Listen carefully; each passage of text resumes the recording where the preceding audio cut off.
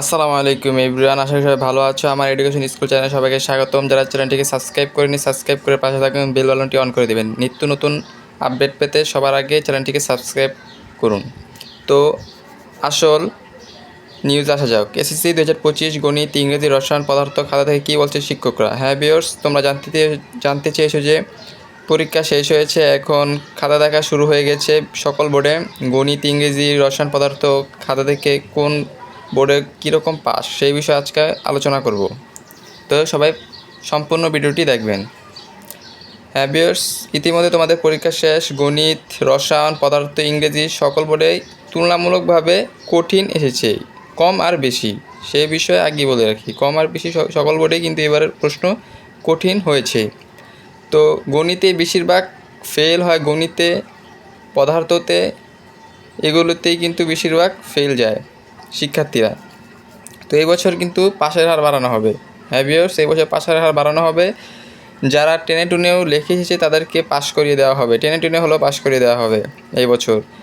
গণিতে 10টার ভিতরে 6টা থেকে 7টা খাতা পাস আসছে, আর 2-3টা ফেল আসছে।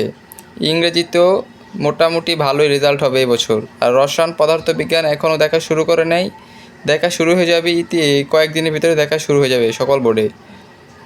তো গণিতে কিন্তু পাশের হার বেশি থাকছে এবছর। আর ইংরেজি প্রথমে তো পাস মোটামুটি ভালোই, যদি 10টা খাতা দেখা হয় ইংরেজিতে তাহলে 9টা খাতায় পাস ইংরেজি প্রথমে। আর দ্বিতীয়তে একটু টাফ, সেখানে শিক্ষার্থীরা 5টা বা 6টা এরকমভাবে পাস করছে, আর 6টা থেকে 4টা ভিতরে কিন্তু ফেল করছে ইংরেজি দ্বিতীয় পত্রে।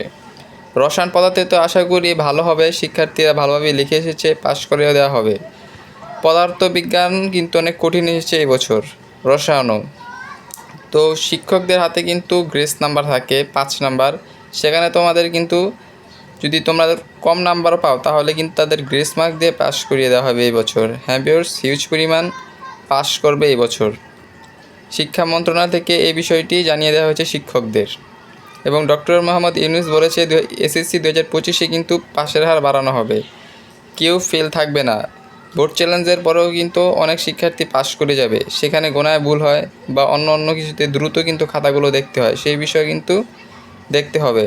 তো তোমাদের চিন্তার কোনো কারণ নেই, ইনশাআল্লাহ তোমরা পাস করবে, এটাই আশা করি।